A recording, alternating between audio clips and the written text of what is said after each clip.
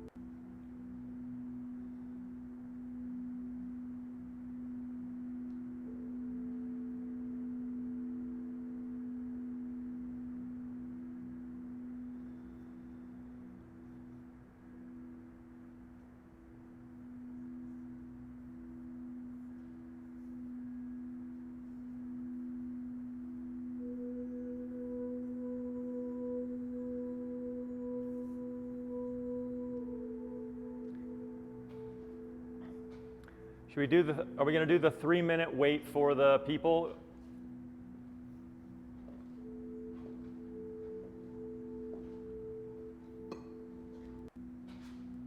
We're going to do the 3-minute wait for everybody to get in the room. I think, yeah, we'll do like 3 minutes and then I'll contact you on the stage and then Dennis. we're rolling. Yeah. Dennis, mute Matt's mic for now. He's muted, yeah. All right, cool. Yeah, so we'll probably do the 3-minute wait because right now everyone's still in the waiting room and then follow on. Cool. Now after seeing this stuff, I think for future stuff, for live streams, we should do like the walkie-talkie system because it'd be easier for me to communicate with whoever's on the stage. Totally. Got to get those headsets. Yeah. All right, 12:03, I'll walk up.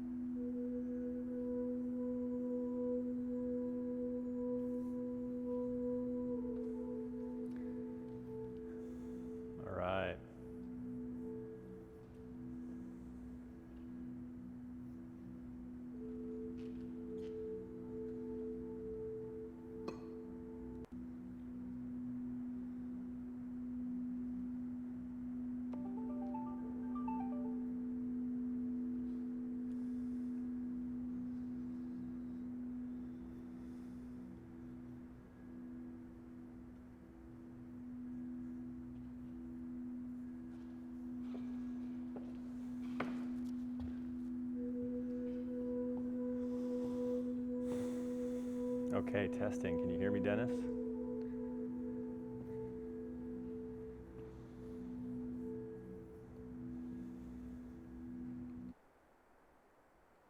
All right. Here we are. Testing, testing. Can everyone hear me okay? Welcome, everybody. It's about 3 minutes past. It looks like we waited, the real estate agent 3 minutes to get everybody in, and we've got an incredible day planned for all of you. Just want to make sure we're good, giving thumbs up to the team out there around being able to hear me okay. And want to welcome you all. We are in beautiful Westport, Connecticut today at the Chirag Shah Coaching Center. And I am just so grateful and thankful to all of you who are joining me today. This is the original cohort. This is the core group, the innovators, who are really looking to invest in themselves and go on this journey together over the course of the next few weeks. So really excited to be here with all of you.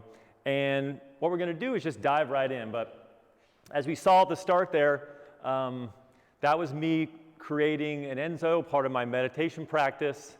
And it's really the thematic idea that we're going to talk about through the course. And so you saw a little bit of let's just think about it, right? Even in that video, it takes me a while at the beginning to kind of get going. And actually, you might see that end result. It looks like a great circle, but it really looks like I'm having a hard time getting out of the gate there at the beginning. And sometimes that's true of our marketing efforts. And so hopefully this course will really help you just realize, get out of that gate, get into a fluid motion, and we're going to have a lot of fun together. So a couple, just housekeeping things. I ask that you remember these things throughout the course. And one is that the power is in the process, right? The joy is in doing this together and actually, again, getting out of our own way and just practicing and trying, right?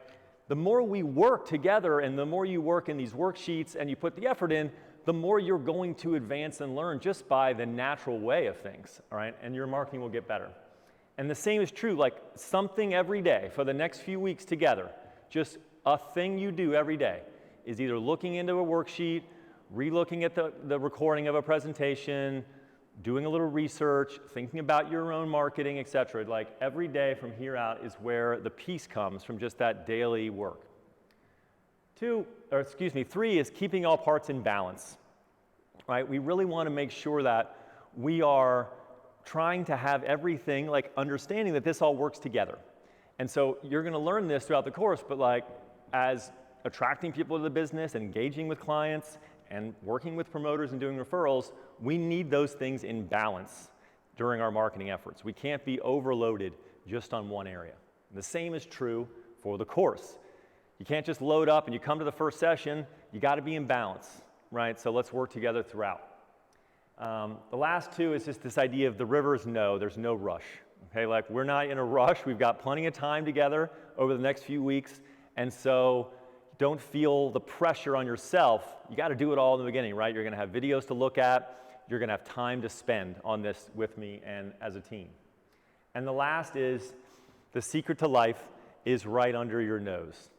And so I, of course, mean breathing, right? We need to really think about our breathing during this, and we're going to integrate it inside the presentations. So again, the secret to life is right under your nose. And when you see these slides today, there will be quotes throughout. And during these times, I would ask that together, we all just get up out of our chair for a second, wherever we are, right? Because we've got 90 minutes together. So I ask now, you get up out of the chair, you raise your arms above your head as you take a deep inhale through your nose.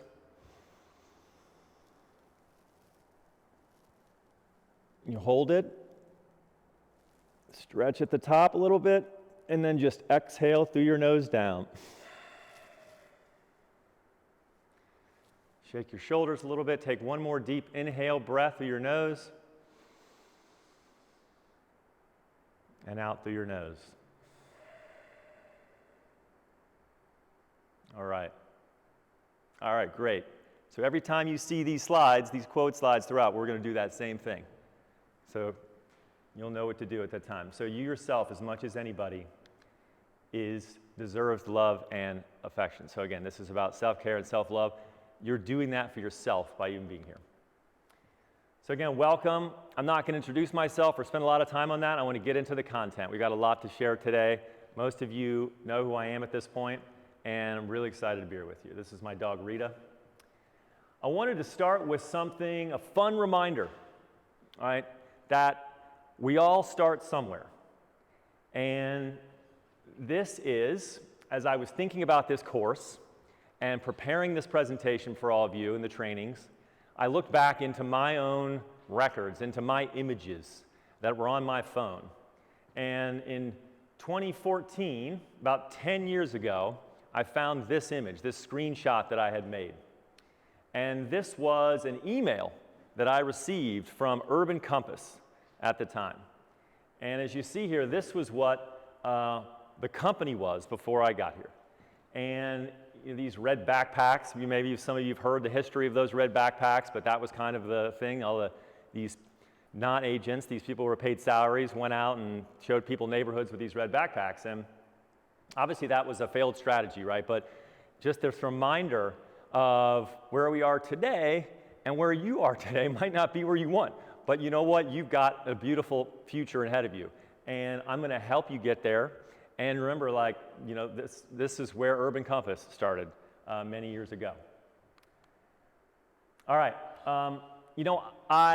For those who are on the call, I don't know your levels, right? I don't know how big your teams are. I don't know specifically, and I'm going to learn with each other throughout, right, through those worksheets that you all got access to yesterday. But I wanted just to kind of give a reminder to in some cases, there are going to be super seasoned agents on here, right, who have gone through maybe a branding or marketing process recently, et cetera, maybe even individual agents. And if you did, I just ask that you think a little bit about where could you reset, right? If you were going to build it all over again, take a fresh approach to think about do differently, because it's never too late to reshape the strategy. All right, I want to give a quick thank you before we get into the content. These were 6 agents that I spoke to over the last couple months. I wanted to get on the ground, and really work with agents on this program. I wanted to learn from great agents in different markets, at different GCI sizes, to give them advice, to hear their feedback and advice, to hear their ideas that I would weave in to this presentation and this entire course for you all. And so these were the 6 that I talked to. I want to thank them for their time, and I was hopefully able to help them a little bit. And you're going to be seeing a lot of their examples and things that we discussed. Some I spent more time with than others, but I want to thank them all. And just you'll see them woven in a bit throughout the entire course, not just today. Okay, so let's begin. Here we are. So I want to start with this idea of a marketing funnel, right? The idea of, as I am a marketing, whatever you call it, practitioner, a person who's worked in marketing for over 25 years, one of the most important things is that this funnel has been the grail for me. It has been the thing I've thought about since the very beginning. How can I help for a brand or a company or, internally or externally for a client, create awareness, and then find customers that are interested in that thing and then drive them down the funnel so that they make a purchase. And it's as old as time, right? You have a customer who becomes aware of a need, they have a desire, they start to research and explore solutions to their needs, and then they have a decision or an action that happens. And this is similar, right, to what we experience as agents. Your brand is what goes across all of these areas. The interactions and perception that someone has, they take with them through the entire funnel. And I work on this in concert with all the clients I work with and all the companies I've been inside of over the years. And there might be a place that you see that this funnel looks quite similar, right? This is a screenshot of Business Tracker. This is my screenshot of Business Tracker. There's not that many deals in it. But as you see here, we have a funnel, right? We have initial contact, we're nurturing someone through the introspection of deciding if they're doing it. Then we have someone who's active, and then we're trying to get them to close the deal, make the sale. And this is helpful. This is incredibly helpful. We're still going to use elements of this in our course, but the reality is that in this industry, and for this business, and for your future, the funnel has changed. Things are changing. Whereas it used to be this kind of driving, don't worry about the customer, do everything to get them down into this funnel. But really now, businesses that are successful have what's often referred to as a flywheel. But you see here this clear circle, right, from marketing, sales, and service. And recently there was an article by Vogue Business that did a huge study and talked to millennials, people from the 26 to 40 year range, so solid home buyers, first-time home buyers, and younger, to see what was going on with the funnel. How was the funnel affected today for the ways that marketing works today effectively, with social media, with all of the content creation, etc. And the reality is change is afoot. There is even more change, and this is transforming in front of our eyes and has been happening since the dawn of the internet over the last few years. And so I'm going to teach you how it's changed, why that matters, and how you can think about reshaping your marketing system around the way things are today and moving forward. Because people are discovering that consumption is through inspiration, exploration, community, and loyalty. And it's a loop, an infinite loop. It's not funnel driving down, good, we're done, we've dealt with that person, move on to the next customer, get someone else, load some more people in the top of that funnel, right? And if you think about those words for a minute in your marketing, think about how often those actions, these words represent what you do, right? Inspiring people, helping people explore, building community, and helping to drive loyalty for you as an agent with your clients. So again, that is why, right, it's about Zen and the art of real estate marketing. So I'm bringing it all back, right, and I will continue to do that. Storytelling that explains why we're doing things the way we do it. And so as part of this course, we are going to have the 4 sections here, right? The centerpiece is the Enzo wheel spinning. You want to attract people to your business, you want to engage with existing clients, and you want to delight your big influential promoters and those who are going to deliver you referrals. And in order to do that, we need to create a great personal brand and have an anchor there that permeates into the marketing plan and what we communicate and where and how. We need actions and activities that engage our clients in the right way, and then we need actions and activities and marketing that creates those promoters.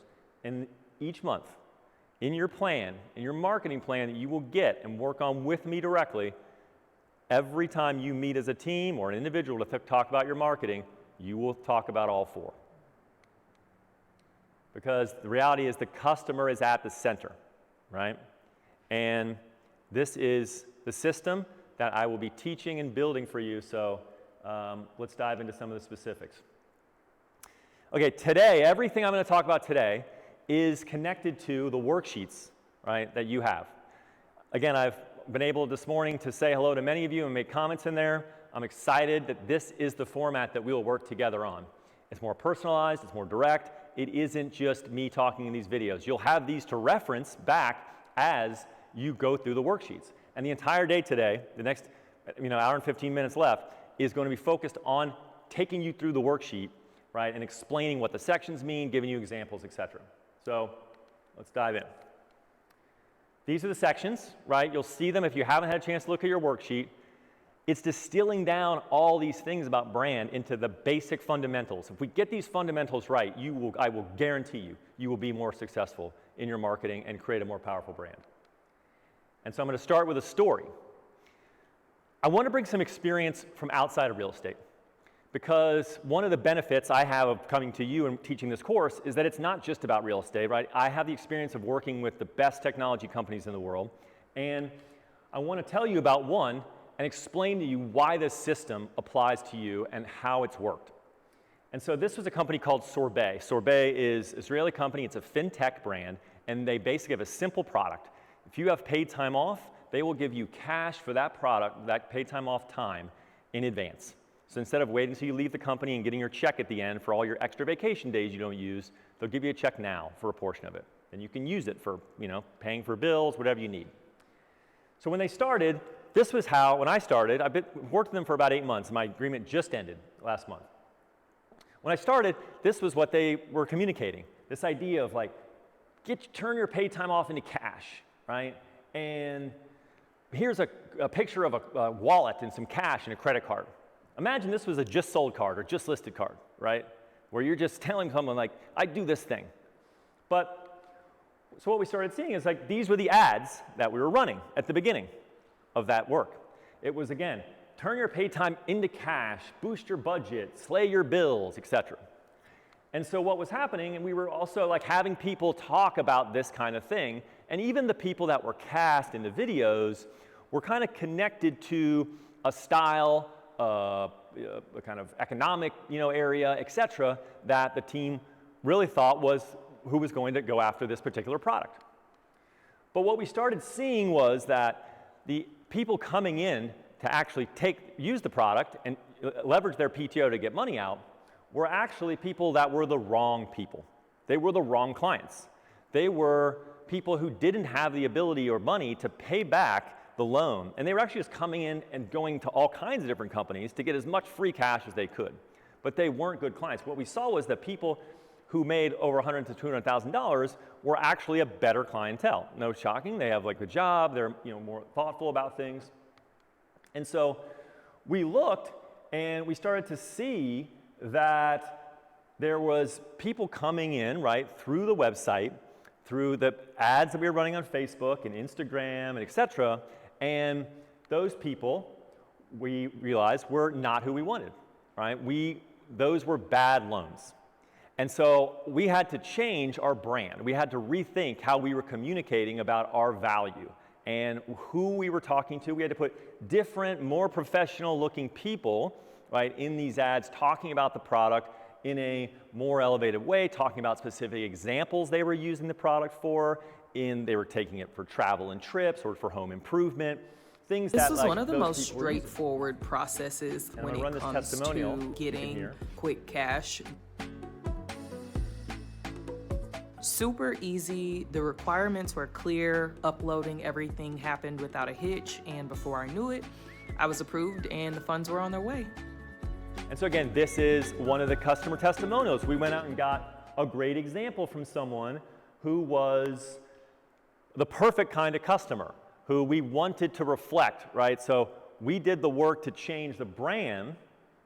We even started to deliver value, right? We started to give information to people about what this meant. How much is your paid time off really worth?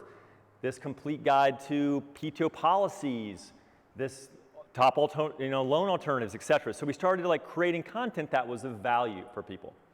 And we figured out who our customers were. We looked at the best performing customers and saw that people who had high amounts of PTO and were doing great repayments were people like nurses and teachers and from companies that you see here. So we started to market and target directly to those customers. And so we even changed our website, right? Because we realized that people were coming to the website to after they saw an ad to determine whether or not they were going to fill out an application to make a loan. So as you see here, from the time we started in August of last year all the way to today, the growth from 20% to almost double of the direct traffic applications, almost from, as you see, 59 applications in August to 154 a week in this last mark, and from down there 7, right, approved applications a week to 104 during the time frame in this change. And we also see that the direct traffic, where the quality of people who see an ad and don't just click to go right to do it, right? They actually go and take their time and research us as a brand. They go to the website, they spend a lot of time there, then they fill out the applications there after they watch videos of the customer testimonials, et cetera. Those started increasing from 27% of the total traffic to 43%. So again, this is what we're teaching today. This is In many cases, right, point solution marketing, the marketing of most agents I see is, and the marketing of many companies and brands is often focused on lead generation, right? It's focused on that funnel, trying to get someone to take an action now.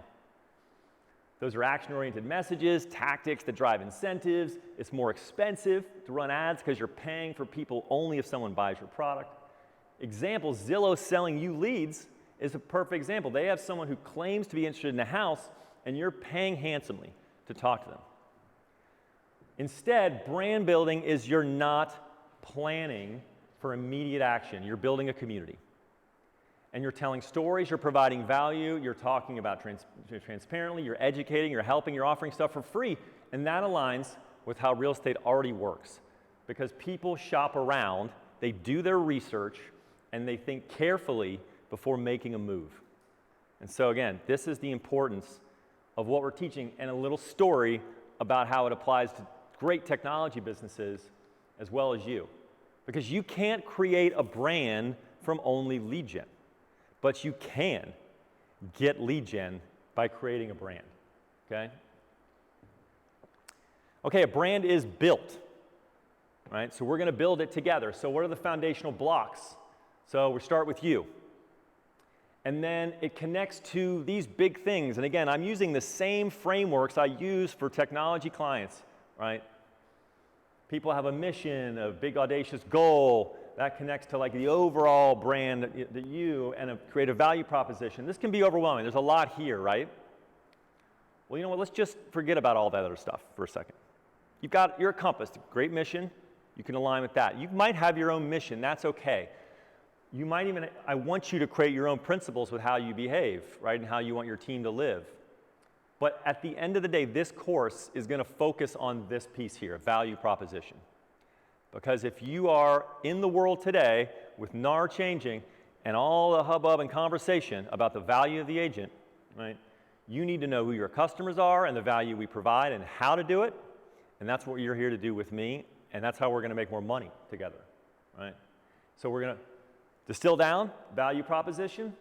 And then this is your worksheet, right? Brand strategy. Brand as a solution. We're going to really figure out what your service offering is. Like with that value proposition, we're going to help come up with like your personality and the messages that you're going to put out in the world, and then we're going to help with like the visuals. Brand is a symbol for you that'll make sense, and then the marketing. Like the next 2 courses will be around the marketing side. Once we have that, what are the touch points? What are the actual things we're going to do in social media? What campaigns might you run? What is the one marketable moment that you have during the year, or otherwise known as a pillar, which we'll refer to? And then what's the content series you're going to do?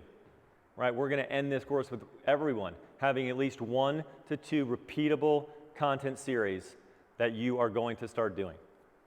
And so that's it. Those are the 2 worksheets, right? And so that is an entire brand system that delivers value and solutions for you and defines who you are as a real estate agent, as a brand yourself.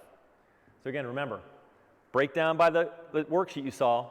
First 4 sections, value proposition, brand strategy, and then we're going to get into the marketing plan in the second and third sessions. All right, so brand is built. Brand is why someone chooses you. Okay, what does that mean? Like, this is important. Marketing is about how someone finds out about you, right? It's about placing messages that like pops up and I know, oh, this person's talking to me about something. But brand is why someone chooses you. So let's just break that down a little bit so we can understand.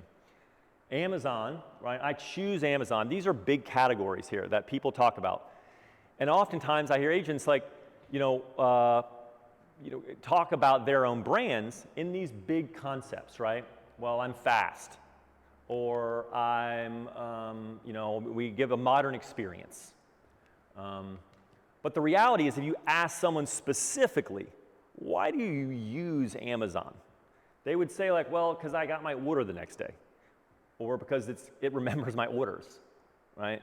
That it has everything I'm looking for, or that it's just the cheapest. These are real value propositions that we're going to come up with. And these are the things you need to think about as you're filling out your worksheets, right? Not broad-based terms, but specific things that your clients or customers want and are asking for. What about Ferrari? Totally different end of the spectrum, right? Design, performance, I stand for design or history and exclusivity, but really, what does the person say, right? Well, I like how it looks, and I frankly like how fast it can go. Or they're just hard to get.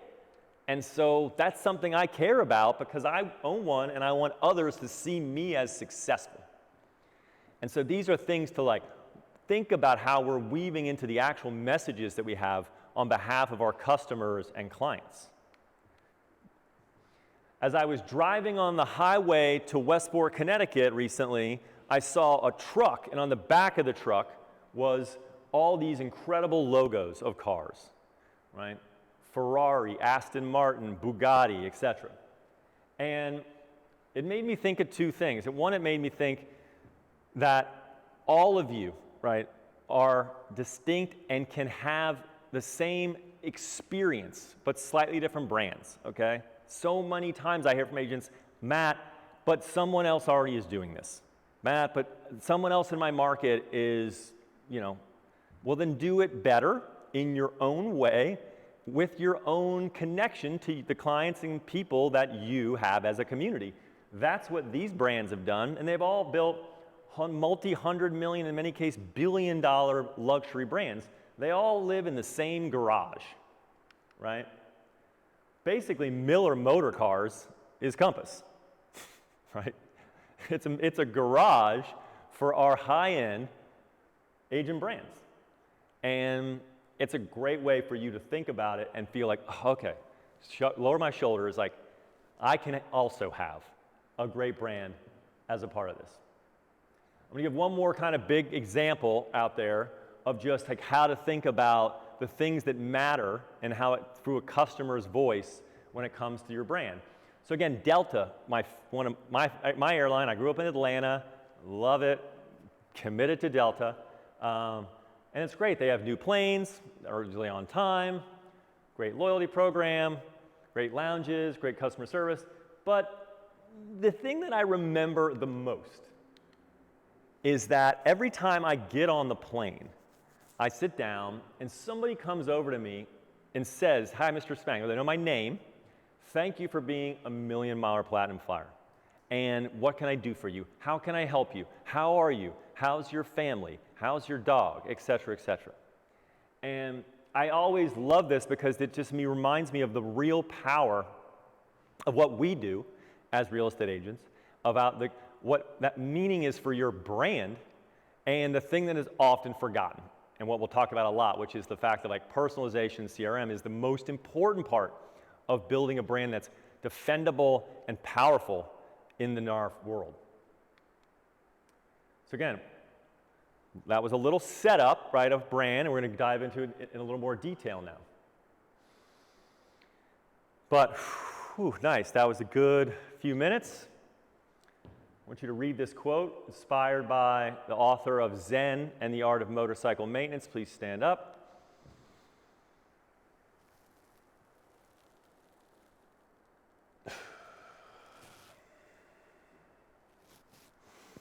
One more deep breath through the nose, in.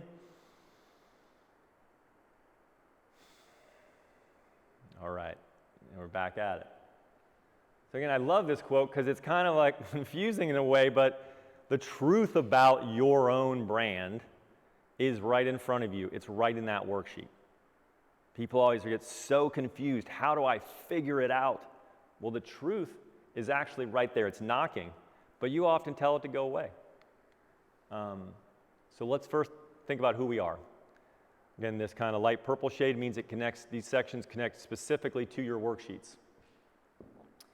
All right, I've been posting videos recently. I talked about this video on one of this concept on one of those videos. It's the idea of six-pack abs. So raise your hand or comment in the chat if you've heard of Men's Health magazine, or two, if you'd love to have six-pack abs. Well, if you look back at the history of this magazine, right, this idea that they talk about all kinds of topics, right? any kind of fitness topic you could ever imagine. It changes every issue. But many, many, many, many times, and many times on the cover, they feature a thing that they know their customers and clients care about, and they say it again and again and again. And so I want to help you figure out what is the thing that you're going to say again and again and again.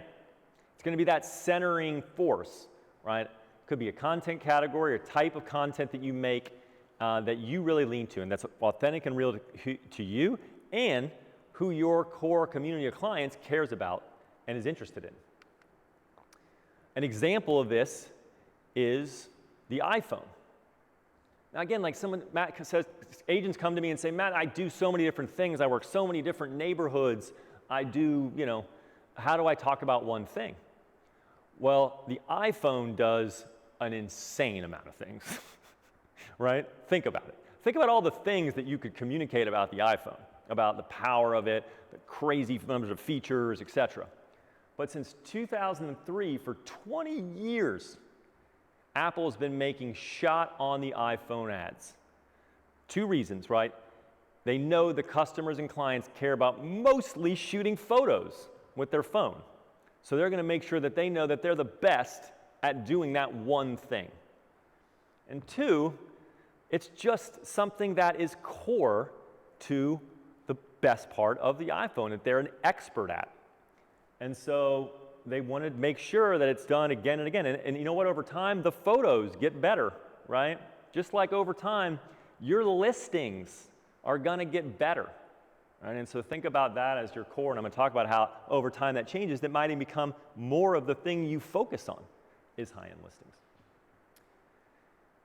As you think about who you are, right, as we try to find our six-pack abs idea, I'm going to share you a little secret inside information. And I had to kind of make this more general, but this is the picture of Compass, right? And so you need to know kind of who you are and where you are. As you see here down at the bottom, these are the kind of general categories of agents at Compass. There's people who are building, right? Maybe they have 1.8 number of people on their team or so. There's about 23% or so of those people at Compass today. There's, people have, 3 to 4 people on their team are kind of balancing, and they're thinking about navigating where they are, deciding how to transition to bigger teams. You might be growing agent, right, where you've got a pretty big team, you're looking to find more productivity and scaling. And you might be up in this bigger area where you're on a team and you're trying to amplify all the things you do and really reach up into the luxury sector, right? And so these flow into these types, but I just want to say, you're all unique. And you should know who you are, because it will also determine your brand, what you talk about, who your clients are, right? And where you should focus. And you shouldn't think I'm a single person who just has been in the industry for a few years, my average price point 1.3, I'm going to just start marketing all the stuff for $10 million apartments and only communicating with that audience. It's a bad strategy. And so that's a little insight just into the realities. So let's go down on the ground, and talk about specific things about who we are as agents. Brian Knox on the left, I think he's on the call. They're taking the course, the Knox brothers. I want to thank them. He's been, and I want everyone to know Brian and Jason, because they've got a lot of great lessons to teach us, and they've got a lot of success, at least in the last few years, especially because of this. But they have areas to improve as well. And when I talked to Brian a little about what his areas of passion and expertise is, he talked about golf as one thing in his workshop when he filled it out. He actually really loves to break people's swings down, talk about swing planes and flights, and really get into the mechanics and almost the data of golf. And he loves data, right? As a team, they're a two-person team. Jason more the sales and outgoing, and Brian much more the back office, data, kind of the combination of the two create a great pair and a powerful pair, actually a differentiator. But Brian, I didn't even know about him specifically. This on the other side is my friend Marina Schindler, close friend of mine, been a Compass agent for many years. I helped her come to Compass, and she's totally different than Brian. She's actually interested in art and design and styling and renovating houses. That's her favorite thing to do, and she's built a great business on focusing on clients and customers that care about those things, that need those things. And so, you know, throughout I'm going to use Instagram as a place to show and talk about the things, just to kind of give us an example, right? Don't lead too much in the fact I'm often using it as a lens to explain brand and what shows up, because again, this is a place that your brand shows up in the world. So this is the Knox Brothers Instagram, and if I look at the things here that are the kind of call outs at the top, right? They're fine, quotes, testimonials, all about Naples, the big market they work in, self-care Sundays, and Compass Retreat. These are great things, but they're not at all connected to the core areas of brand attribution, or things that Brian, at least, is connected to. And so I'm not seeing a reflection of his brand, his expertise, the things that make him stand out in this area. If I go to Marina's page, this is her team page, The Way We Live, and she's got, you know, pictures of listings, her team, etc. And if we look at these like areas of, you know, interest up here, it's curious. We see sourcing, design advice, Kinderhook, Brooklyn listings, and design. So again, a little more leaned in, right, to the areas and things which are her specialty, her team's focus. She's calling it out. She's putting it in the foreground. She's making sure that we're talking about it again and again and again, because she knows that the people she works with, the clients and customers that she's built a business on, that's what they care about. That's what she connects her passion to their passions. Very good, simple, on-the-ground example to think about for yourself. It will help get this for you through this course. Well, what about architecture? Is architecture something that could be this, right? It could be a specialty or an area that maybe people on this call are really interested in architecture. Well, it certainly is something that Compass agents are interested in. And I pulled a few examples of agents who were focusing on their six-pack abs is architecture, right? Creative's Agent's a perfect example. 33,000 followers focusing on creative selling and purchasing remarkable properties, right? Again, featuring all the listings, featuring some in their little sub area about famous architects and specific architectural homes in certain places, etc., in the markets they work in. This is his website. Again, very focused on who his customer and client is, New York's creative industry leaders. Take Sunset. Let's go all the way across the coast. Rob Kallick, great agent, great team. Again, focused on what they say is like homes that they see and we sell, things that they love, their own personal, but a lot, even their logo has kind of a mid-century modern house in it. And so really focuses again and again and again on this. And if you look at their site, every image, they have a section called Homes We Love. It's all those types of architecturally featured homes. 118,000 followers on Instagram. A community of people that care about that too. Let's take another one. Is this something only they've already done it, I can't do it too as an agent. Well, here's another agent in LA, Daria. And she has pretty much a very similar strategy, right? She also has amazing, I love houses, especially ones that are really special from an architectural perspective. Her entire brand and all the, the imagery and stuff and her sub-stories are all focused on this area. And if you look, she too has her section, the Homes I Love. She's also got like 30 or 40,000 followers. So this idea, the other team is in Pasadena, she's in LA. These are basically similar markets, right? She's even saying the Homes I Love. It's almost the exact same thing. But it's also working for people that she connects to because that's a passion area for her and her brand, and it's her six-pack app story. And so again, just wanted to share that example because it's going to be okay for you to let go of like, this might look and feel like someone else. No, it's true to you. And that's what we want to get to as a part of this process. Robert Refkin, right? Also, everybody, has his own brand. And I know he fought this very hard with me to get. But if you look at his page, right, 57,000 followers now, where he's leaned into who he is to communicate his story. And here are his content categories. And I put his example in the decks for all of you, because you're going to, at the end of this process, come up with your own pie chart of content. And if you went there now to your Instagram and you looked at what are the pie chart categories of what you're talking about, it's a great place to start following this session.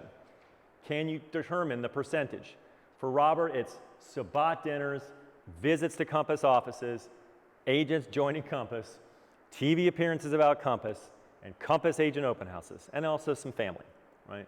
But he's representing his six-pack abs is that no real estate CEO cares more about his agents. It is reflective in his content, and it is the brand of Robert Refkin. What about Leonard? We all love Leonard. I spoke to him last Friday, amazing agent, Compass ambassador to the world, chief evangelist, right? 60,000 followers. You know, Leonard obviously is someone who has grit, determination, and consistency. His daily email, his videos, and his content categories, right? High-end luxury listings, architecture and design, market intelligence, his team and Compass. These things that come across very clearly. He is the 24/7, 365 luxury real estate super agent. I don't think anyone would doubt that. That's a six-pack abs story of what he talks about again and again and again. And he does it every day, every morning. As we know, that's the 24/7, 365. So, to get to this, at the end of your session, we've got a ton of questions in that worksheet, the power of the right questions, right? What's your core customer profile? You've got to ask yourself the right questions to get to those answers. And the best part is I'll be in there with you. And so when you don't know an answer, you know, I'll poke you, I'll prod you a little bit to think about it, maybe give you some, you know, something that it could be an answer, but we'll have to do it together and show up yourself. And I do have a feedback assignment for you as well following this session. All right, so everybody after this, I want you to reach out to your clients to learn about yourself during this next 6 weeks. It doesn't have to be tomorrow or the next day, but before the next session. And I don't want it to be going to them like you're going to ask for a testimonial. Right? It should be about asking them the right questions. Questions that would give you information about what stood out about the work you've done or what makes you a differentiator or a great person in the market. Go to trusted people who are going to give you the right, real answers, right? Go to clients you maybe don't know that well, but you know they would give you the straight answer. And to do it, I want to give you a little sneak preview of marketing session 2. I want you to do a length test when you send the email to someone. I heard this isn't my idea, I heard this from one of the most successful the fastest growing YouTubers in the world. She has a science-based YouTube. She was a journalist before, and she shifted over to become a creator. And in an interview, someone asked her, how does she reach out to people to get interviews? She got a thing at NASA, how does she do it? And she said, well, I send the note to myself that I'm going to send them, and if it doesn't appear the whole thing in this one single screen of the phone without me scrolling, then I don't send it. And so this is the number of words and characters without spaces where your ask and your name, etc., appear, right? Don't go longer than that. These people are busy. You can distill it down to make that ask, to learn about you, and it shows you're valuing their time. And this is actually a great technique for us to use moving forward for lots of marketing that we're going to talk about. Text-based marketing and even emails in time.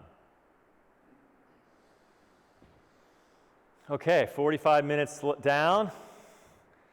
Everybody, let's stand up again real quick.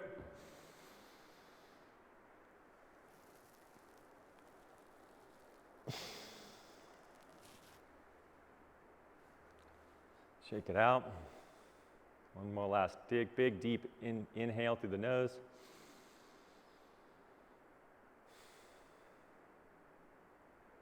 Great. You've got to take those pauses. You deserve those, right? And leading into this next section, I want you to remember this quote. True cultural engagement is the most powerful vehicle to influence behavior. You can read it, right? You've got to know what makes them tick. if you want them to do something. So again, who are your customers?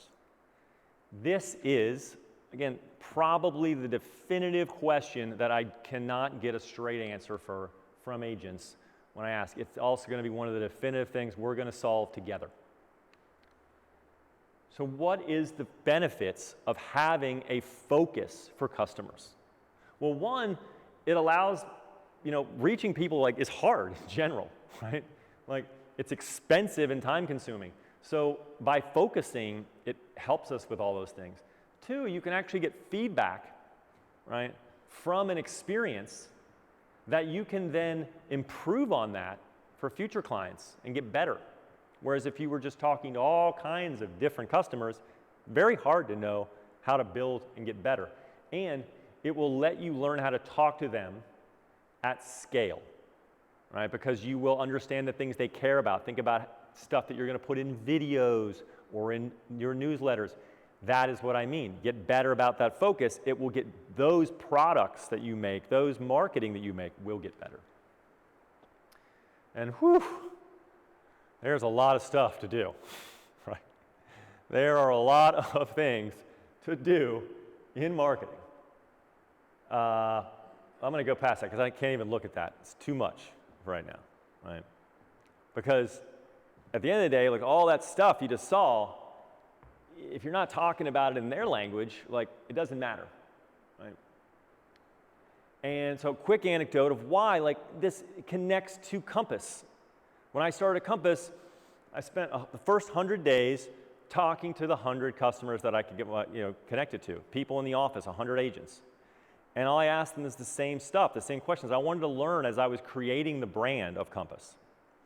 And what I heard from them was that they all were trying to move up market and have better listings, and their clientele that they wanted to attract to their business were the type of clientele that bought Rolexes and drove nice cars and had fancy houses, etc. And so that is what they wanted for their clients. That is what brand they thought for themselves. And so I needed to create a frame for their brands, for all of your brands, that actually listened to my customer, you all. That's why Compass looks the way it does. It wasn't made up just because I thought black and white was a cool thing.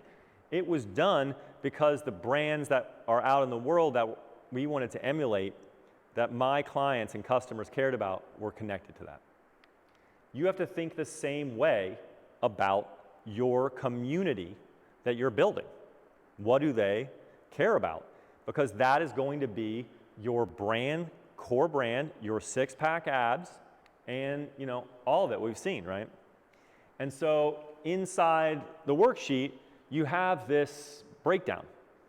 Top customer, the phase, right, that you actually want to evaluate them. I'll show that next. What motivates them? What do they care about? What are you providing them? What is the value that you've been giving them in the past that they are so excited? Maybe they wrote a testimonial. Why? And how do we deliver that? How do you do it? And then what's the story that we could tell about that thing that you did for them and how to do it? This is, this chart below is one of the most powerful reflection points for you over the next few weeks. Because if you can really understand it and fill it out in detail, you'll really start to see who they are. And then you'll be able to tag them for who they are and communicate to them for who they are and speak their language. And so this is a chart also to think about. It's important to understand, are they in the market? Are they just beginning their process? Are they growing? Are they relocating, et cetera? This is one of the phases that's an important part for marketing. And it's not something I don't often see categorizing well with the agents when I speak to about their marketing. So that's an example chart that's in the worksheet. Jason and Brian, we're back to them. I'm going to use them again as an example here.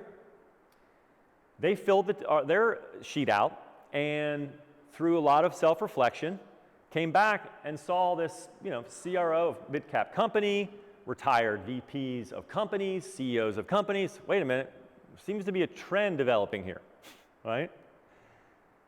Writing this out is how you start to see trends, because there's a whole bunch of things you can do. But what if it was all focused on one type of person? What if it was focused on the people that were already our core clients and customers, like the Knox team had? Retired CEO, person in Florida who had a house and was like, thought a certain way, cared about certain things, did certain activities, had similarities. Well, we might create an entrepreneur's interview dinner series at a chic local restaurant. We might send a message on text that says, hey Mike, as a biz leader, I'd love to get your feedback and thoughts on marketing, on our latest marketing. I'd really value your opinion on it. Let me know if you're open to that. I can drop them off this week. Right? Thoughts and feedback. CEOs, their whole life is thoughts and feedback. They're now out of the work, they're retired, they don't give anybody thoughts and feedback anymore. Let them give you thoughts and feedback. They'll love it. In fact, I got this idea straight from Brian. He already does it, and it works amazingly well. Monthly video CMA report where you send key business and send it to the key business and finance and XCO clients with market insights they care about, or a video series talking real estate with local business owners, because these are entrepreneurs and they love to see that you're connected to entrepreneurs. They want to see you as an entrepreneur. That's part of your brand potentially, because you're out this as a clientele. So you start to see how this helps you simplify the choices that you make in a sea of stuff that you could do. And Brian and Jason are already doing a great job. One of their print pieces, Stonebridge Insights, right?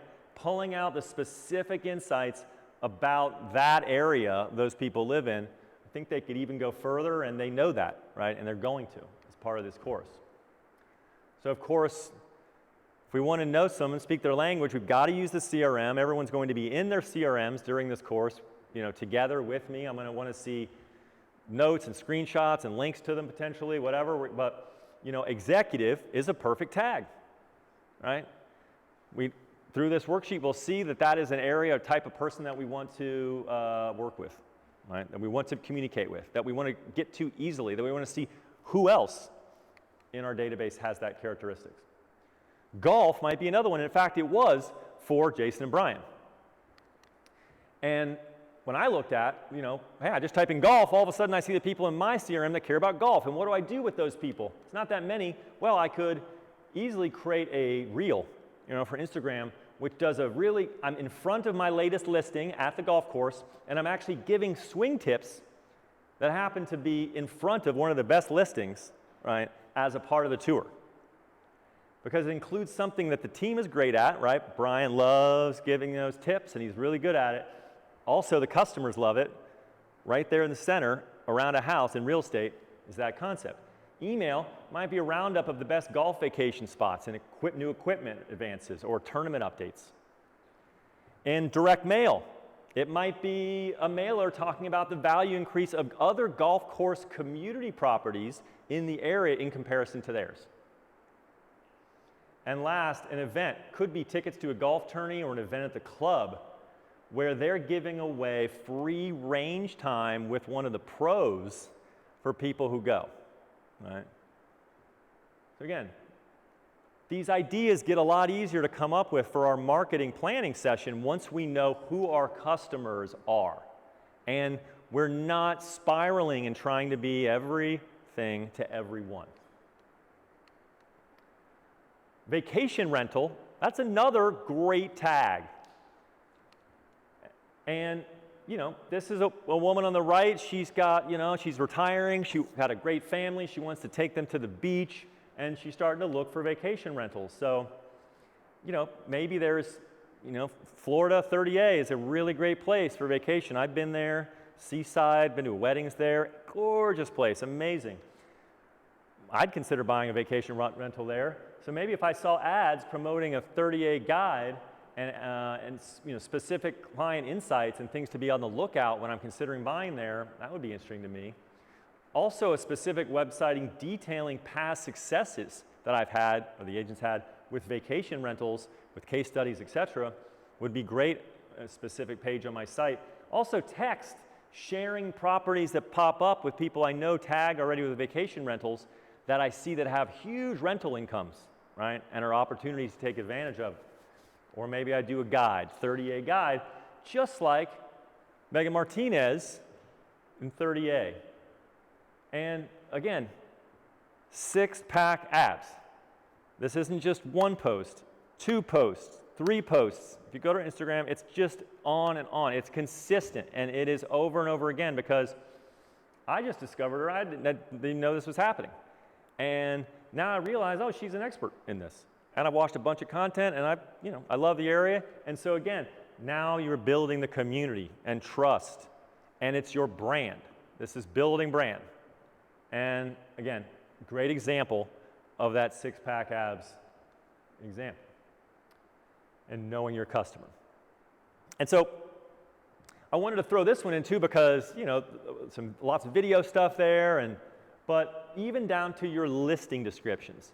I thought this was unique. Been working with Nicole in Brooklyn, Nicole Thompson-Adams, and she had a relatively inexpensive property for New York standards, pretty small, Lower East Side apartment, and she actually put emojis in the listing description. Not something I'd usually recommend, but in this case, I thought, you know what? The clientele is going to be a younger person for this for sure, potentially, and because it was a studio essentially, or like a really small 1-bedroom. And so, kind of a way to, kind of have a slightly different point of view from a customer's perspective on something as simple as the listing description. So again, we've talked about knowing yourself and what you care about, who you are. And you talked about what your clients care about. And we are going to work together, right, to determine that for you, because your brand lives in the middle, and then real estate is the fabric around it all. Because again, this is a framework that works for any company. As you saw, Sorbet at the beginning, same thing, but has to be wrapped in real estate. We're real estate agents. And so, simplification, but this is so powerful when you start really applying it to who you are in your business and developing your marketing. That's what I want this you to walk away, like there's a lot of content here, but it is all drilling down and simplifying. Okay. Well, a half hour left.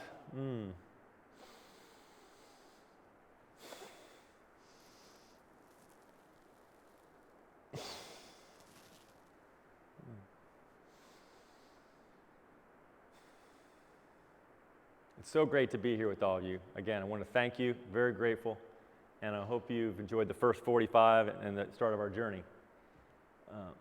I love this quote so much because, again, this idea that you're chasing too many things, and so the real power and joy is in that simplification.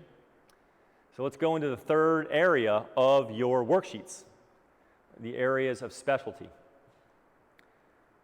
This is Seth O'Byrne. He is an agent out in San Diego. Great guy. I've known Seth for a while since he joined Compass.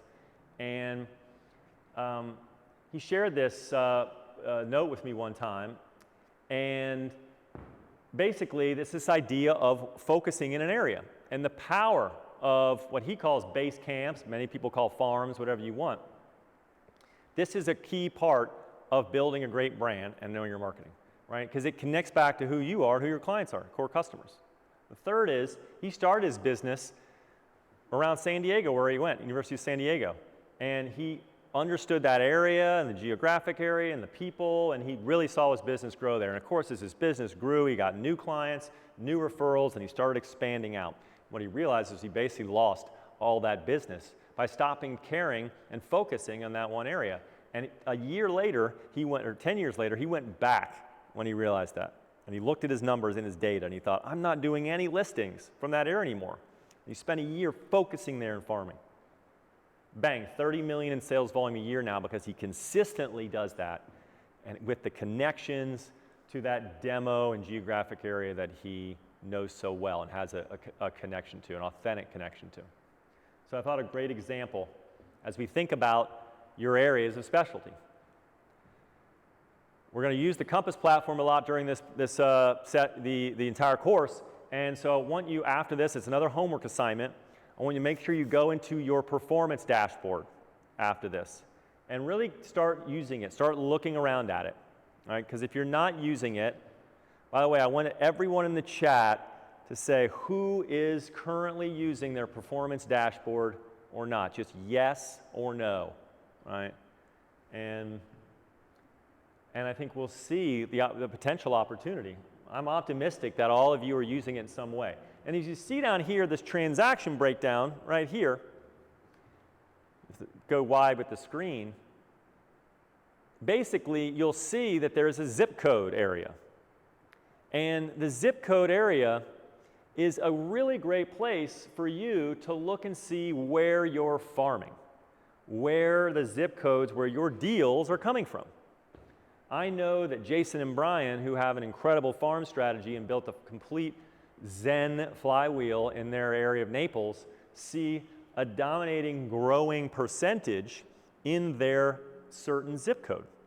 From when they started 3% to, I want to say, in the 20s the following year to in the 30s the third year, because they've focused on an area.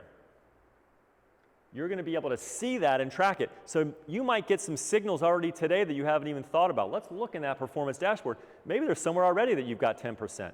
That you say, you know what, I'm going to go more there. I'm going to get that to 20, 30, 40% over the next few years. Instead, this is what mostly I see from many agents. When I asked recently an agent I love working with, one of my favorite agents at Compass, who I'm helping, to show me the listings that she had done and who her customers were and the neighborhood she worked in. She had a list of listings, and they were in basic bucket areas. And as you can see, there's two dominant areas here. But when I asked her what marketing she was then doing, right, to put the message out about her expertise and et cetera here, she told me about a new farming thing that she was doing in Bed-Stuy, where she'd done a recent townhouse sale. As you see the volume of listings and expertise and experience in that area, it's not that she can't do that. It's that it's just not a smart strategy. It's not knowing yourself. It's not knowing who your core customers and clients are, right? And so we really need to get better, and we will together during this to figure out, hey, it's okay to just not be marketing over here. If I get some great listings through referrals in the areas, wonderful, but I need to focus on the Upper East and West Side. Like I said, why did Brian and Jason choose those areas, right? Because it had authentic connection to the people in place. They'd gone to high school and they'd been to the club. They love of golf and commitment to that area, an expertise there. They were data-driven, and when they looked at the agent competition, they weren't data-driven. Great place for them to step into the open opportunity area. There was limited market competition. There was a dominant agent, but they didn't have a huge market share, and a lot of other people had small market share. And there were the right numbers for appreciation and transaction volume, so a lot of turnover in that area. You too, as we think through our farm, ask yourself these questions, right? For your brand, what is your focus area? And you should look at your own stats and data to be able to answer those questions too. They then, as you see, focused some of their marketing pieces around this specific area, started to build up an expertise. This piece shows just listings that if someone got it, they would know all the neighbors' houses, right? And so again, that's power in delivering a year in review into your farm, what all the listings in the farm. You also use some tools to see where feeder markets were coming from. We're going to dive into this much more in future sessions, but again, just really thinking about what areas do you work in and focusing, not trying to work with every feeder market and every other city that might have a referral engine to you, but knowing which ones are the top ones. The Esquire building, let me just start with my own. Let's bring it back home. This is my building. And so I wanted to share opportunity. The Esquire building, it's a Brooklyn loft building, has a bunch of these kind of high ceiling. It's right near Domino Park in New York. And I decided to go ahead and make my own marketing campaign for this because I'm an expert at the Esquire building. I live there. But I don't see any other agents doing this. I get all the mail at the Esquire building. I live there. I see postcards telling just sold or just listed in the neighborhoods. I see one really fantastic Williamsburg report that comes in from the Barack Blackburn team, but I don't see anything custom made for anybody in the building or me. And so I decided to make my building a custom report, and I sent them a print piece that said, I made you a custom home report. All you have to do is scan this QR code, and I analyzed the trends of the building and made you a video with the comparative market analysis that gives you the insights. Just scan it. Hope this helps to keep you up to date on trends in the area. I'm not selling anything, but I said, be well. Oh, but also reach out if you have questions, or join me in the neighborhood for a marathon party at this local bar, because I know that this building is on the marathon pathway, and there's always parties and things that are happening. Free food and drink, just text me for RSVP. Not get in touch with me to sell my place. Come to this free thing that's already in the neighborhood that shows I know the area, that I'm giving you value. It's open to your friends and family, and it's free food and drinks. And sure, text me maybe. And then when they Hey, look this at is Matt QR Spangler, code, and I thought I put together a quick market They insight hear report for you using the Compass tools. This is an exclusive my tool report. that we have at Compass that allows us to get a lot more real-time data related to the insights of the market. I know you might see a lot of print pieces and stuff, but those are often dated. So this video really shows you what I can just help you understand about the market. As you see, I've just put in Kings County here. I'm looking for Williamsburg and then single family and condos between 1 and 3 million, which really covers the range inside the Esquire building. And let's look at the last 15 weeks. So you're seeing, the median price per square foot is down right now, and the median sold price has come down, which were, values for the month of February. And so, Great, I right? think there's some really interesting So things to just look at here. a few We're seconds seeing there, prices, I'm kind of botching this explanation, and of pretty course you would be a lot soft, and it's sharper an and exciting crisper with time your to, message. be You'd looking record it so it for- was tight and perfect, and maybe more like 30 to 45 seconds instead of a minute. But you really get the idea there of the value that you could provide with a simple perspective. Your brand, your expertise, Compass tools, data and power. Providing value, not asking for anything back. And in this case, yes, the Insights tool isn't perfect. The data might not even be totally accurate, up to date, but they don't know that, right? Like, it's your opportunity to use those tools to show that you're going to do many, many, many things on their behalf, and that you're the only one who can do it. The same is true of a CMA report. I would encourage all of you, and we're going to, maybe create some samples of how to make these videos. Basically, you just use Loom, right? For those who aren't aware of it, it's simple. You install it, you click a button, it takes over your screen, you talk, and you talk over the CMA. Same thing. Link to a, download or see a video on this particular CMA that does a comparative market analysis. Also fantastic for people that you are just literally going to listing presentations for to maybe follow up with or send ahead of time. And of course, ads that I run, maybe with those free videos, right, about the insights specific to the 11249 area code inside of digital ads, where I upload that video and I run an ad that appears to the people in that Williamsburg area around the Esquire building. So again, what are some more ideas of things I could do? Now that I know my customer is the Esquire building, I want to show my expertise. My brand is like knowing the Esquire building and my connection to it. So I'm going to give people a tour of it, talk about the history, show a little bit of a unique loft aspect of it, inside a loft potentially that maybe people haven't seen. A lot of people are curious about this building often. A trifold brochure 6 times a year that shows all the latest openings in the area, and it has a summary of how the local mart's doing just in relationship specifically to this building. A mailer with detail on the renovation I managed for a tenant. This is my friend Marina, did a bunch of renovations. I offered her this idea. I'd love to see a mailer from her which just shows the 3 renovations before and afters for the building and how she did it. What are the steps it took? How long did it take? Do I have to think about extra cost in our building versus other buildings, etc.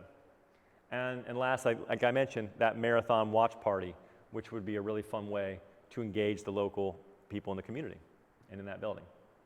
So again, by knowing my area, by focusing on an area simply as a building, the content and brand and marketing opportunities open up for me. Okay, so now we've talked about who we are. We've talked about who your clients and customers are, thinking about that strategy. We've talked about the areas of expertise. Now I want to kind of finish with a few sections, which is just one, show, don't tell, right? And this is if you're selling anything, it's confidence. This is Steve Schul, right? People that know him, I think he's a great coach. He's got a different focus. His thing is very much on just back to basics, and I agree with that. You can't prove by talking about it what you want to do, you have to demonstrate it. And Noah Kagan, right, is an entrepreneur out there who was one of the first hires at the place called Mint. And this was on Threads, and I thought it was really great to see somebody else outside the industry talk about this area of knowing your customers and being focused to show your value. And he said when he was applying for this director of marketing job there, he said he wrote out a 6-month marketing plan and launch strategy. And then he sent that to them as their application, rather than just send a resume in. What notes, I mean, think about that for ourselves. What could we do for listing appointments, for our marketing that goes beyond what everyone else is doing to show? And he said, well, step 2 is once you got the job, who's the customer? First question he asked. Well, you're probably thinking it's obvious, because it's not, right? He went to 1 million coffee shops and asked questions. Here was all the example questions he asked. And it ended up that their target customer was young professionals and personal finance nerds. So that's the people he focused on. And it's great to know your audience, but you have to show them, right? Just like you said, just like Noah said. And I want to give you some practical examples of what I mean. So again, I've been working with Mike and Scott as well. Mike Heggie is a fantastic agent. And this is an example that he told me about recently where they've done a Christmas party.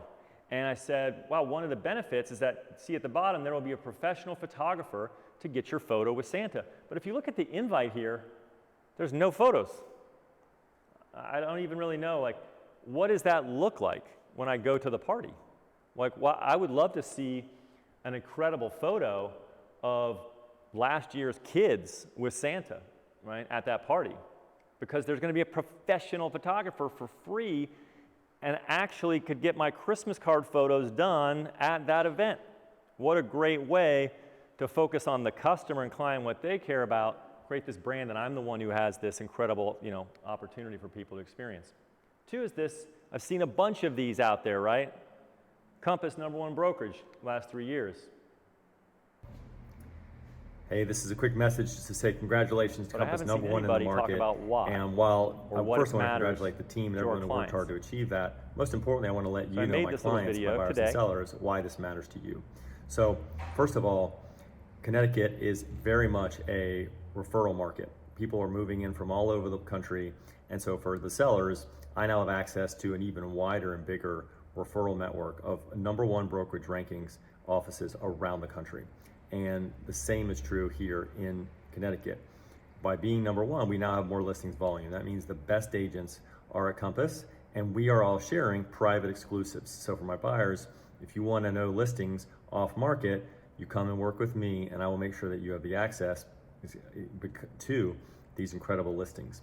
And last is the investment in technology will continue to increase as we continue to grow in the marketplace, which makes tools so I can deliver better insights directly to you to give you the better comparative market analysis and use AI and data so again, to actually sell your house. Not perfect, but I'm talking about the specific benefits to the customer, it's great to be #1, clients, but it's even buyers, more sellers, etc. My clients. I think I'm pushing too hard. Look forward to right? catching I'm up like, soon. I'm going to do this and this for you. It's really, you don't even need to do that, but you do need to put it through the lens of why it matters to them.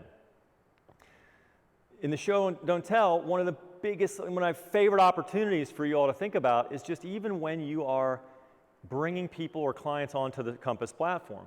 There's this incredible welcome to Compass template that's already made, which talks about the technology, shows the vision, shows how you get onboarded, how the tools work. Many people use it, but you'd be amazed at how small percentage of Compass agents use this. And again, it shows your value. It's not just like, hey, I have technology that's really going to be easy for us to work together. It does it for you and shows it that way. So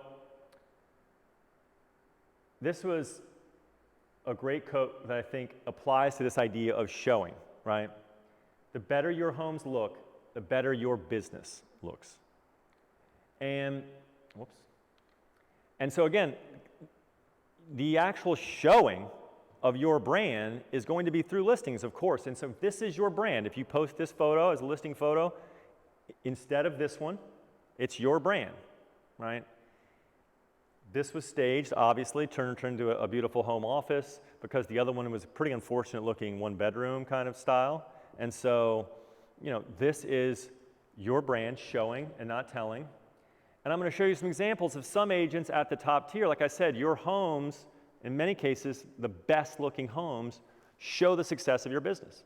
And so if you look at the really top tier, right, of teams selling billions, and Hudson Advisory is an example, or Nick Gavin, right? It's mostly the most incredibly architecturally minded professional photos of the listings because the listings themselves are so insane that they are the draw and the brand for the agent. Now, you're all working up there, right? So not everyone can say like, this can be my one singular brand pillar, but it's to something that we should all be striving towards, right? Because you should be making every photo that you put out about your listings at that level because that is a reflection of your brand. This is a perfect example of someone who works on Daria's team, Molly Kelly. This is her most recent top 6 posts. She just started in real estate. This was her feed before. It wasn't any top tier homes. It was just her dog and apples and things of that nature. But now she's in high-end real estate, and that is a reflection of what she shows now as a part of her brand. Matt Breitenbach and the team, fantastic agent, built a really big, beautiful business in the Hamptons, and he lists out his elite clientele. This is pretty bold, right? This is actually, even though it's kind of telling, it's showing, right? Because this is actually not being afraid to say, like, there's specific people that you know that I've worked with and I've gotten their permission to show their names here, and I work with these people, right? That is a reflection of the level of service and quality and delivery. And someone like Jim St. Andre, the same thing. Another, like New York, I'm picking a lot of New York teams because, one, I like to just be consistent with, but the same is true across the country and all our different markets. Jim is, again, reflective of the same level. And if I look at his content categories, it's 60% record-breaking listings, some team stuff, and he's a big road biker, right? Also something that lots of wealthy individuals, high athletes and stuff do post their other careers. And so he builds a community around that as well. All right, I'm going to run through the video examples. Same. And before I do this, each is going to be about a minute. There's a bunch of video examples here. So what I'm going to do is I'm going to show a couple, and then the recording, we're going to go through them all. We're going to go a little longer because I want each of you to listen to them all. And each of them is a great example. They're all about 30 seconds to a minute of agents showing the value that they have versus just telling. Not saying like, hey, I stage apartments, they sell for more money. No, no, no. Not I save clients working with rentals. No, no, no. Not I, et cetera. There's a bunch of different examples here. So the first one is Jason Saft. He is a former Compass agent and a great stager. Same. I'll let this play. 2 identical apartments, same building, one unstaged, one staged. Apartment 409 came on the market. It was listed for $995,000, and it sold and closed at $1,005,000, which sounds great. They sold for $10,000 over their ask. They didn't stage it, they didn't paint it, they didn't declutter it. I staged the exact same apartment, and our apartment sold for $1,221,900. So that's an increase in value of almost 20%. Our sellers walked away with over $200,000 more than their downstairs neighbor for nothing more than a paint job and the staging that we brought into the apartment. And this is one of the best case studies that truly illustrates what people will pay for to see and live in a home that they aspire to, that they look at on Instagram and in magazines. Beautiful design will absolutely motivate people to spend more money and increase the value of your home and increase your return on investment. A buyer found me on Instagram. He inquired about this house. Shows $320,000 They say bookings, but they're implying rental revenue for a $2.4 million house. So it didn't make sense to me because this house has been on the market for 279 days and $320,000 in rental revenue on a $2.5 million house is outstanding. I reach out to the listing agent who sends me this report. When we're talking about revenue, it does not include taxes, cleaning fees that you pay to VRBO, Airbnb. So I went to Airbnb just to show you, take the cleaning fee, the Airbnb fee, and taxes, it adds up to $33.83, which is about 21%. If you go back to the original rental revenue number of $320,000 and take 21% right off the top, it's about $70,000, which is a significant amount. The other part of this is these owners self-manage. They're professional real estate investors and have their own booking website. They're super well versed in marketing and running ads and driving traffic. This is why it's so important to work with a professional. I knew it the second I saw it and was able to walk through it step by step with my client. The moral of the story is, if it's too good to be true, think about that video as a buyer's agent, right? And the value you're creating, representing for buyers looking for vacation rental properties or houses that are complex. Sales this past week in Manhattan are telling about the high end of the market as it relates to the time it takes to sell most high-priced properties. One sold in 3 months after a $2.5 million price drop, about 10%. The other took about 10 months. The average is 18 months. Most times this price level is not a fast and or easy sale. Most marketing at this price level requires a lot of time, patience, and costs. The average days on market are often skewed and inaccurate. Some high-priced off-market listings are listed for 3 days publicly so that they register. Some listings that were removed from the market for a few months register as a new listing and give a distorted perspective then on how long they were on the market. We know those agents who crow about their marketing genius while never mentioning the massive price cut they initiated upon being the second or third agent. Pricing drives speed. Everyone has different needs and strategies. Are some sellers leaving money on the table when they price things to accelerate a sale, knowing often it just simply takes patience? Or are they smarter to not delay the inevitable, a price cut? Overpriced high-end listings often take a long time to sell and often only sell after a big price cut.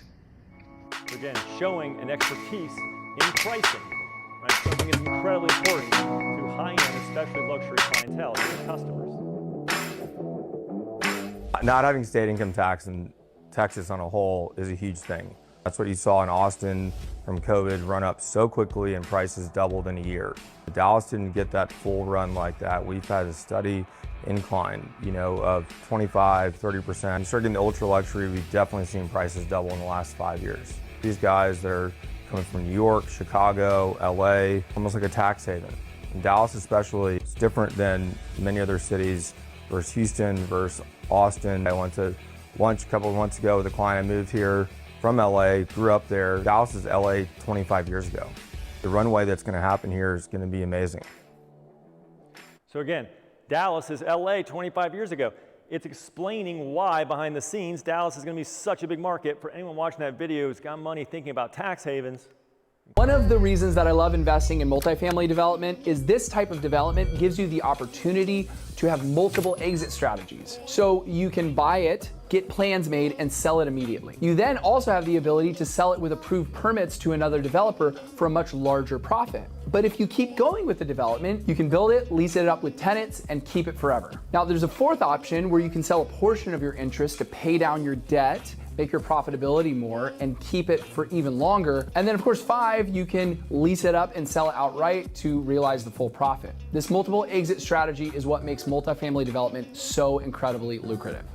Seth Byrne here, making himself an expert in multifamily and showing the reason why he's the type of person you should be working with when it comes to that, talking specifically to what his potential clients care about. This is actually Oren. This is a different take. He's doing an interview with Jason Saft.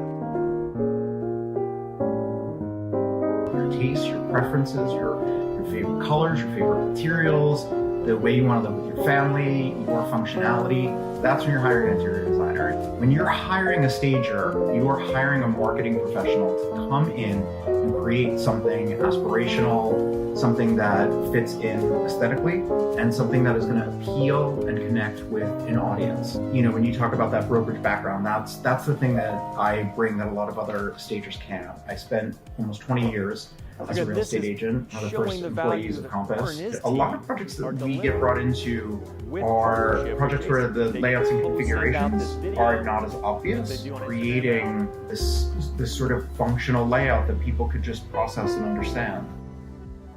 And it allows the Azani team to show that they're thinking about this on behalf of their clients and customers, explaining it really well and leveraging.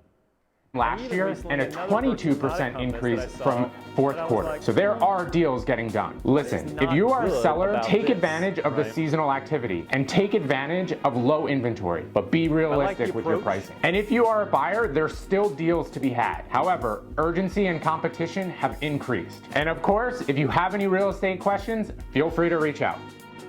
But again, he's not really giving any value. He's basically just saying, hey, for sellers, it's expensive still. For buyers, not a lot of inventory. Reach out and call me. Why, right? All those other videos, you saw real explanation, real showing. So I wanted to leave one, of course, not a Compass, that I didn't think was great. And I also wanted to show an opportunity. I actually loved this idea of like, want to know the current value of your home and how much equity it gained. Contact the team for a free evaluation. But I'd much rather see this as an actual explanation of the evaluation and how it works, maybe even a video of it, a screenshot, anything to give me a bit more information to show rather than just tell.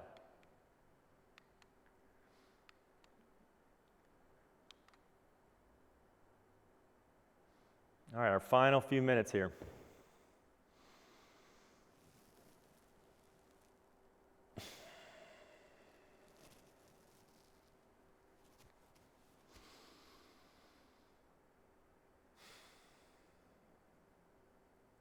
Packed 90 minutes, lots of content, so thank you for staying with me. Just got a little bit more. All right, we're going to say it in style inside of your deck as well. Just remember that I'm using the ideas for style and how to think about showing things from psychological science. It's like this idea of group products closer together, keep white space around. So again, you keep being thoughtful, like in the Compass style, and why it's so great to leverage some of the existing Marketing Center templates and put new content in them, because white space or empty space helps our minds arrange and group the items. This is an actual scientific study that was done by a marketing firm that I subscribed to their email. That's the email at the bottom. And I'll have it in our marketing resources documents at the end of the course. But it's a great one to subscribe to because they really explain marketing psychology and from just a visual perspective. And I wanted to let you know, like, there's a couple of new design, like, versions inside of Marketing Center just got released, and we'll be kind of seeing if these are ones that we potentially want to use for certain marketing through the course. There's this one that's got this kind of black bar with this beautiful white border around it, and one with these like simple colored lines underneath the call-outs here, open house, just listed cards, etc. And of course, we could of course change those titles to be anything inside of Marketing Center. This is, again, just another example, another agent about like content categories. And in this case, this person really does like only focus listings. It's got in the wrong place. And again, this is another template, the Basil template. Merch like this or this, because I gotta pay Goodwill to take shit like this from me. Instead, we're gonna make fashionable merch, right? Merch that people don't just wear to bed. We're talking merch that people include in their fits, like these Jägermeister socks, this Liquid Death tee that feels like a Harley Davidson collection, or this IKEA bucket hat to match our IKEA bag. And look, if NASA can make a dope bomber jacket while trying to land on Mars, then you can do better than adding your logo to a basic t-shirt that you got on Custom Make. So please, for all the people that wear clothes, do better. To give to our clients to be more fashion oriented and more thoughtful about someone actually wearing it than just putting our logo on it. So again, it's a good reminder, are we thinking about them when we're making something versus ourselves? Pillar moments, inside of your worksheets, there is a thing called pillar moments. And I want to give two examples of what they are because we're going to be working together to identify your pillar moments. And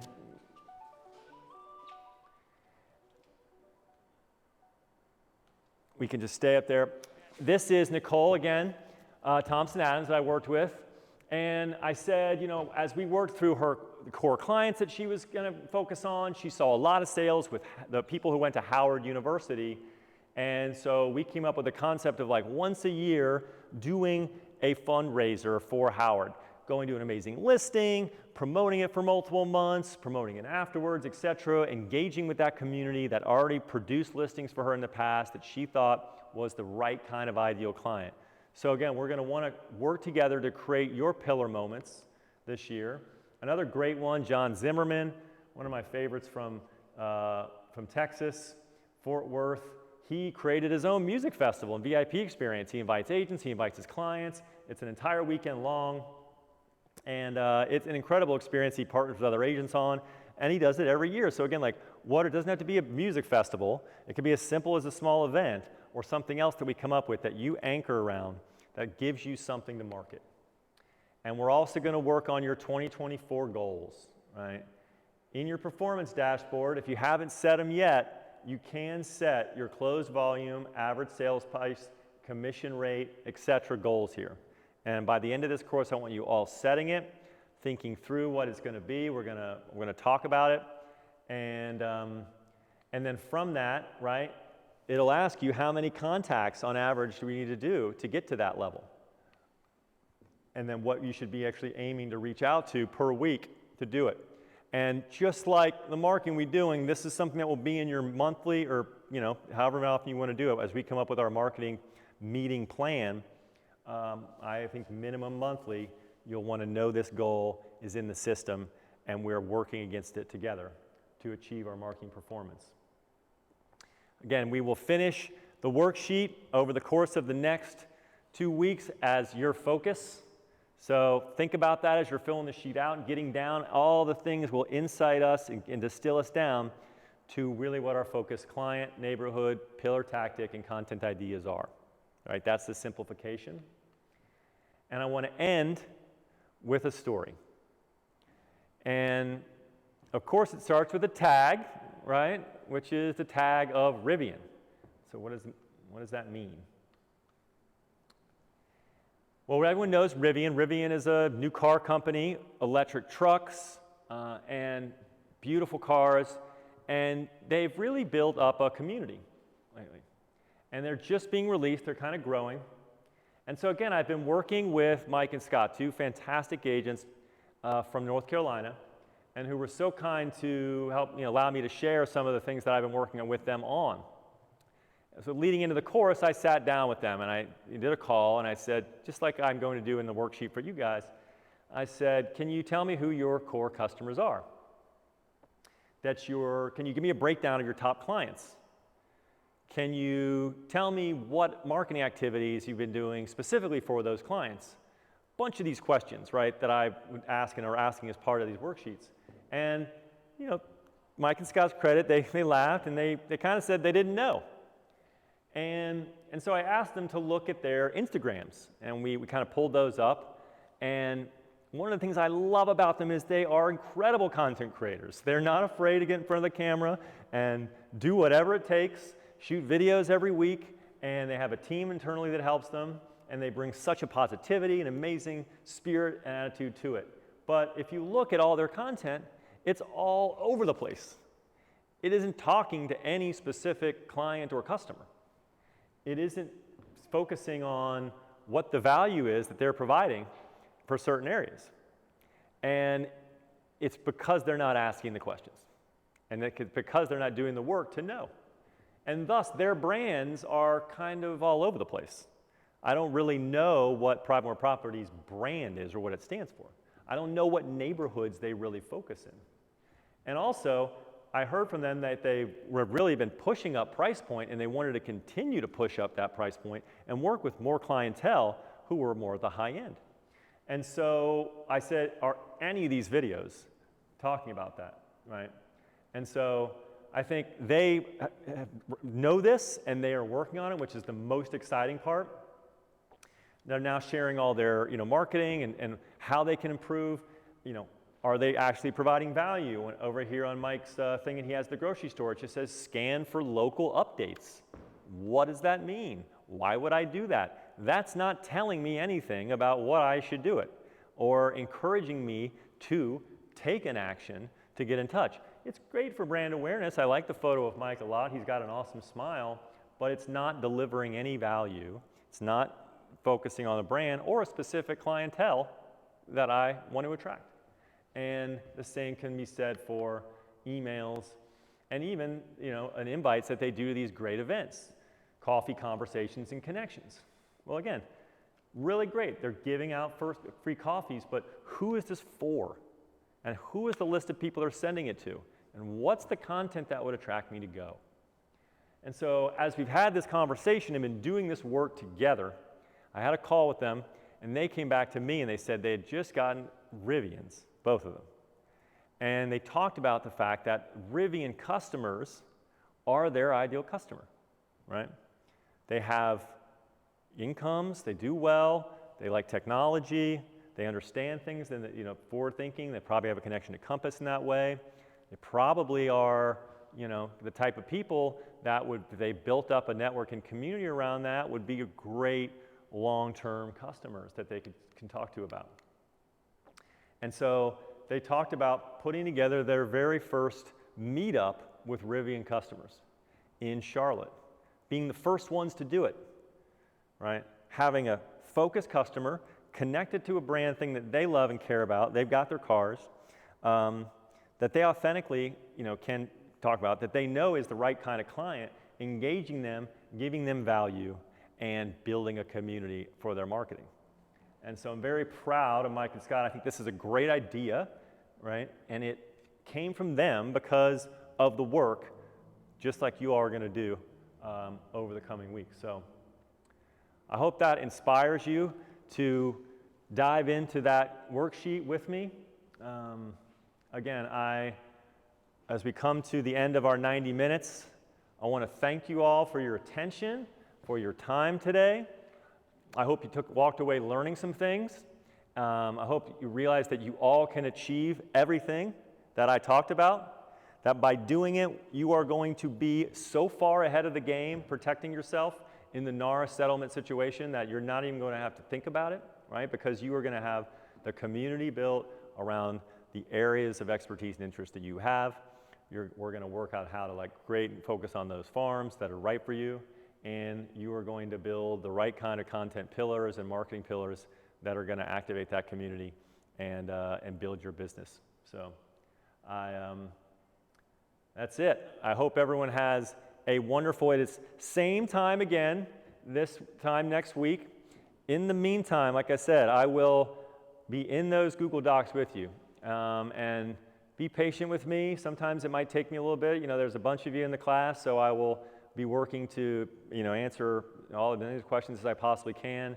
And you better believe that I will be spending significant amounts of time in each of those docs with everybody. So, again, just from me and from the entire team here at Chirag's coaching crew, thank you for the opportunity to work together. We're very grateful. And take some deep breaths for yourself today, and let's reach that Zen together, and have a great rest of the day.